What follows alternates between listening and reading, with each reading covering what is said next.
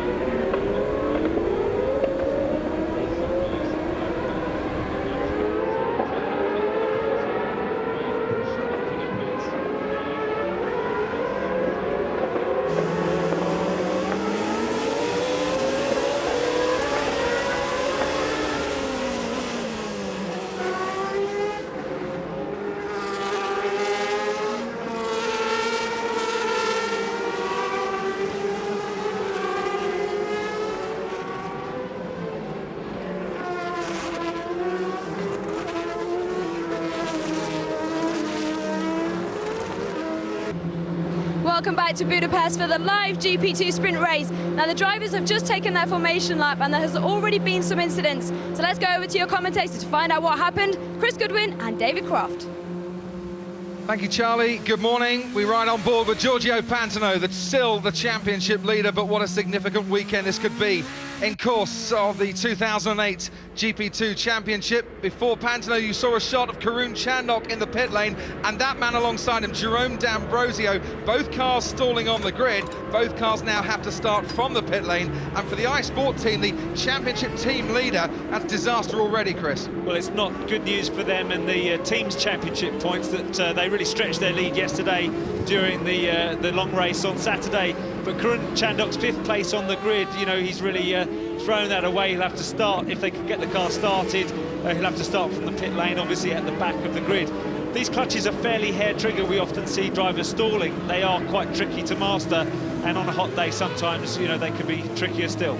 Sebastian Buemi, we saw him win the sprint race, a 1-2 for Arden at Manicourt. He starts on the front row this afternoon, or this morning, alongside Andy Soucek for Supernova, his first pole position of the season, an unlikely man at the head of the field. Mike Conway, after his 6th place finish, you can just see him trying to get some heat into those Bridgestone tyres, will start 3rd on the grid, alongside Pastor Maldonado, the real star, I think, of yesterday's race, started right at the back of the grid, came home to take the points.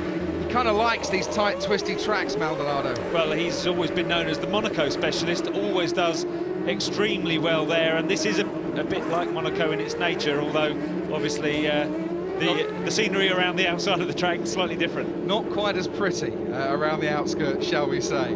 Just the stragglers making their way towards the back of the grid. They include Romain Grosjean, who started on pole yesterday and ended up with a 10th-place grid penalty in a horror of a race. See him slotting into the back there, the stewards giving him a penalty for crashing into Giorgio Pantano, basically something they felt he should have avoided.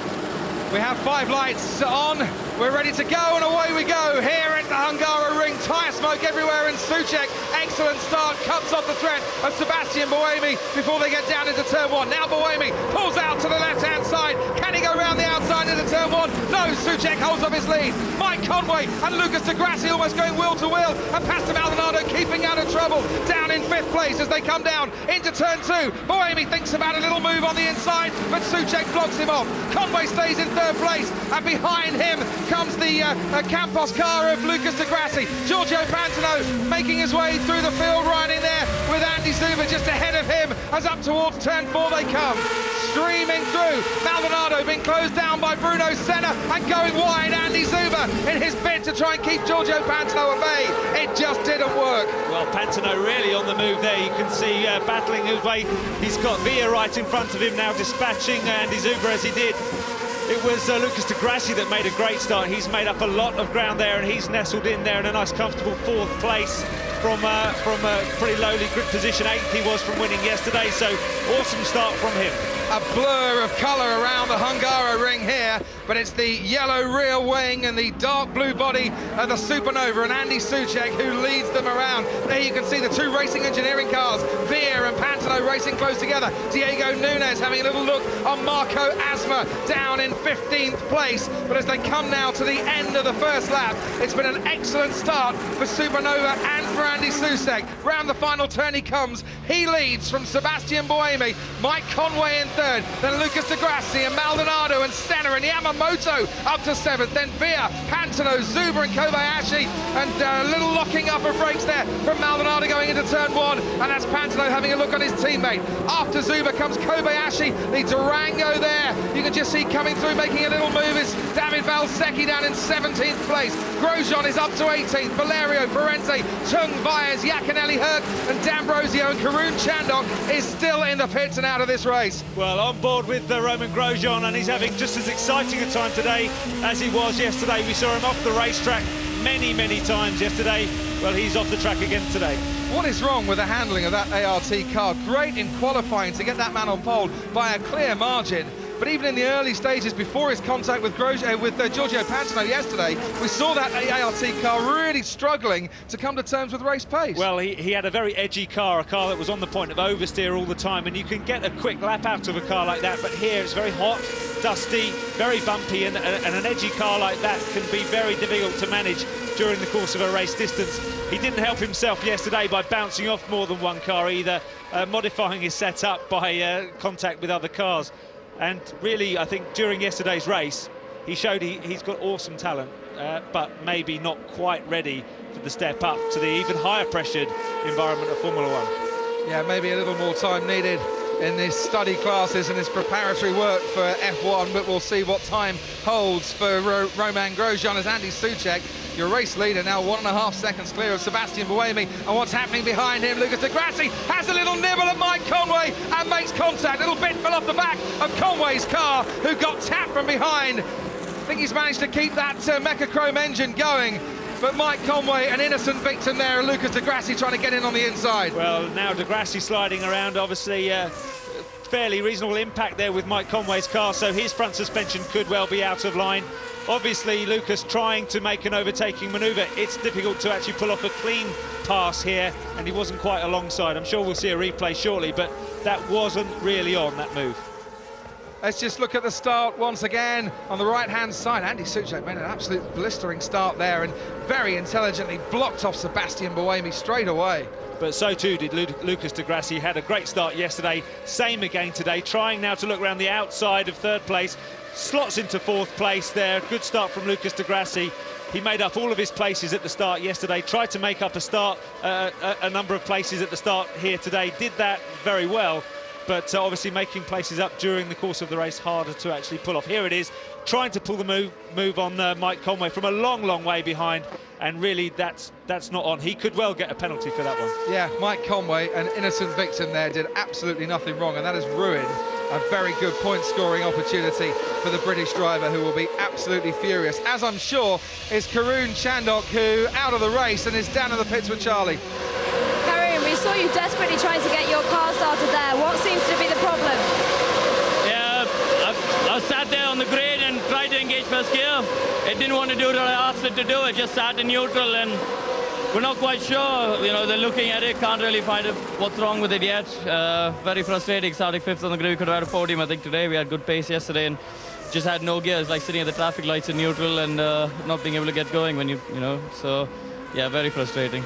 Thanks very much, Karen. Back to you, David. Absolutely nothing the driver can do to improve his lot when the mechanics let him down 2 weeks ago. What a great day it was for Karun Chandhok, and it's amazing how fortunes fluctuate in this sport. Well, we said it was a hair trigger clutch there as Villa runs straight on through the chicane, gets back on track, so getting away with it this time.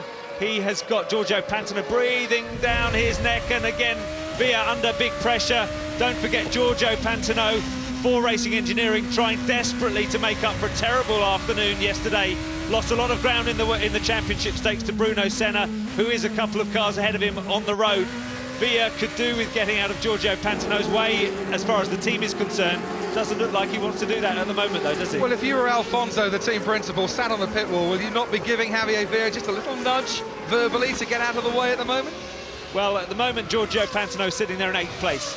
On a Sunday, you only get points down to 6th. So could he get past Villa? Well, I'll tell you what, he might have to get past Zuber in a minute, because there's 3 of them going down into turn 1. And Giorgio Pantano has managed to get ahead of Javier Villa, who almost touches, going round the outside. Zuber has to concede. Pantano does get through, and the Racing Engineering teammate Javier Villa protects the championship leader from Andy Zuber, who's having a nibble down the inside at turn 2. Well, Zuber now running a little bit wide there, getting back on the racing line behind him. Kobayashi also runs wide. It is very difficult to pull off an overtaking manoeuvre there, and I think Villa may well have had a little bit of a word in his ear from the pit wall to say, look, Pantano is quicker than you. He needs to get some points. He needs to get past you now if he's going to get anywhere near the top 6. And he's now got Sakon Yamamoto, the second ART driver, ahead of him, and there's a gap of round about 1.5 seconds. As the Racing Engineering team watching on their kangaroo TVs down in the pit lane. and they'll be watching a replay along with us on ITV4 at the moment. Pantano going round, getting better traction out of the final turn, and he was off and away down the main straight. Well, Villa really just opened the door there in the final corner and let him go through, so I think it's fairly safe to say a bit of good team strategy there from the racing engineering team. It's important to them because Giorgio's day yesterday, as you said before the race, very significant this weekend, could turn out to be in the championship. He lost a lot of ground in terms of championship points, and he's going to lose even further ground if things stay the same. Start to this race, 9 points clear, Giorgio Pantano from Bruno Senna, who at the moment is sitting in 5th position, so will pick up 2 points. And unless Pantano can score, the gap will be 7 going to Valencia, which could be a complete unknown for these drivers. No one's raced on it in a GP2 car as yet. A lot of these drivers, including Mike Conway, who won the GT race, did take part in the saloon cars as Grosjean goes down the inside, just gets his braking a little bit wrong, but manages to recover. And Grosjean, does he move up a place? No, because the car on the right-hand side, Alvaro Parente, nipped in on the inside, as Grosjean's trying to do now. We can see that coming all the way, couldn't we? Parenti closes the door, Grosjean is stuck there with a foot in, or a tyre in, and there's more contact, and that could be Parenti out of the race, and certainly Grosjean with a bit of damage. Well, that's more or less the kind of manoeuvre that got him a penalty yesterday. And again, Roman Grosjean at the back of the grid, in amongst cars he doesn't really want to be racing against. Not really looking good on the inside there, but he isn't enough inside to pull off that manoeuvre. It's very difficult. It's going to be frustrating. The guy was looking like he was getting somewhere in the championship in the last round at Hockenheim, got himself into 3rd position and gaining. This must be incredibly frustrating, but this is a kind of weekend where maturity and experience needs to come into play, and you can't throw away a race weekend at all in this kind of championship. Just watching from the back of Roland Rodriguez's car, and that's Mike Conway on the left-hand side, down in 13th place. Now getting past Rodriguez to move up into that 13th place. He was 3rd. It's not a decent morning for Mike Conway at all, and it's not his fault. You can see Souček is harried all the way to the line here. That's the gap, though, that Buemi has got over 2nd and 3rd. Surely there's not enough time for Bruno Senna to try and get past here. He might just fancy his chances, though, maybe out of the final turn. Let's see what happens as we talk you through the final corner for Sebastian Buemi, and it's going to be a 2nd sprint race win of the season for the Arden driver. Well done, Sebastian Buemi. Fantastic victory for him here in the sprint race at Hungaroring this morning. Andy Souček, will he hang on a second? Senna pulls out. Oh, that's mightily close, but Souček, by less than a 1/10 of a second, hangs on to 2nd place. If that finish line was 100 yards further down the track, I wonder if Bruno Senna would have finished up as runner-up there. Sakon Yamamoto comes home in 4th place for what I believe is his first ever points in GP2. Giorgio Pantano with 2 precious championship points for the leader in 5th. Javier Villa comes home 6th. Well done, Sebastian Buemi. He is our race winner here in Hungary this morning. We'll be back to see him on the podium in a few seconds.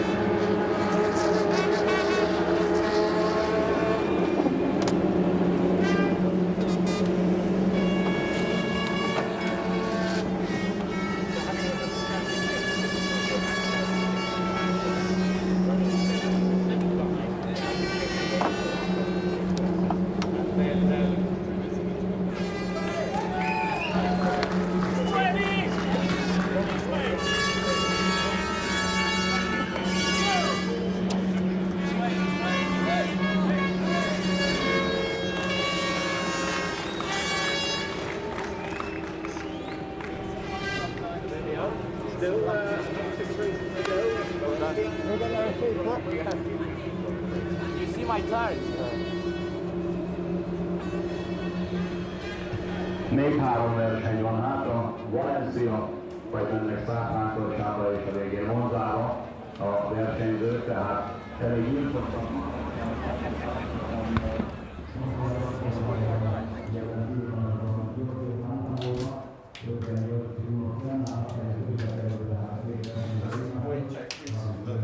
I told you to wait for a mistake.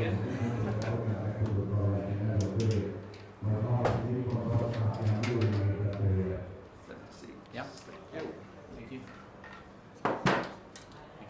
Well, welcome back to the Hungary ring. Bruno Senna just standing on the scales and getting weighed after another podium finish for him this weekend, 2 third places. And talking to Andy Soucek and just taking a swig of water, your race winner, Sebastian Buemi. But a great exchange as the drivers got out of the car. Andy Soucek turned to Bruno Senna and said, "Hey, did you see my tyres?" Meaning that they were going off at the end.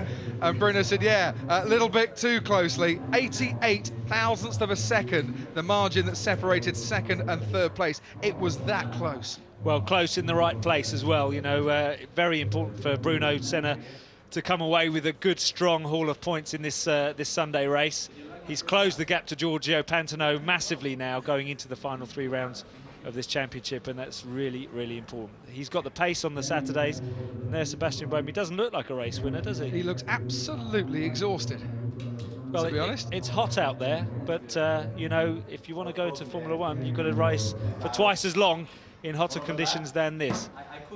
So he takes a big deep breath, puts on his winner's cap, and comes back out into the sunshine once again. And there he is, Sebastian Buemi on top of the podium. Now he's all smiles. Now he can take the applause, and a big thumbs up to his Arden team as well. A second win of the season for Sebastian Buemi, and the Swiss national anthem for us all.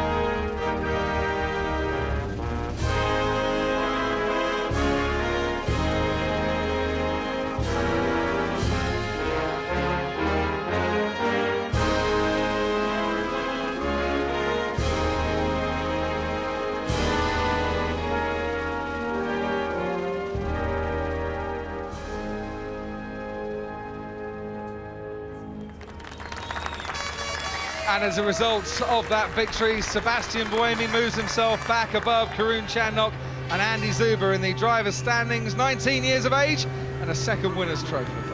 Well, good effort from Buemi. He's a good racing driver and he's going to become a better one. I think the happiest man on that podium is Bruno Senna because of what this weekend has done for his championship. Andy Soucek will be very pleased with that. But I think both Buemi and Soucek have to accept that they don't have the pace to win on a Saturday.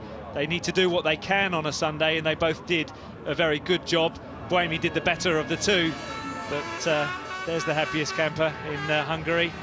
Maldonado with the headlines yesterday, Buemi with a big bottle of champagne today. But I tell you what, the story of the weekend from a championship perspective is Bruno Senna, 2 podiums, and he's narrowed that gap between himself and Giorgio Pantano. We have a little break, and then we head off to Valencia, 3 more rounds, and the title is wide open.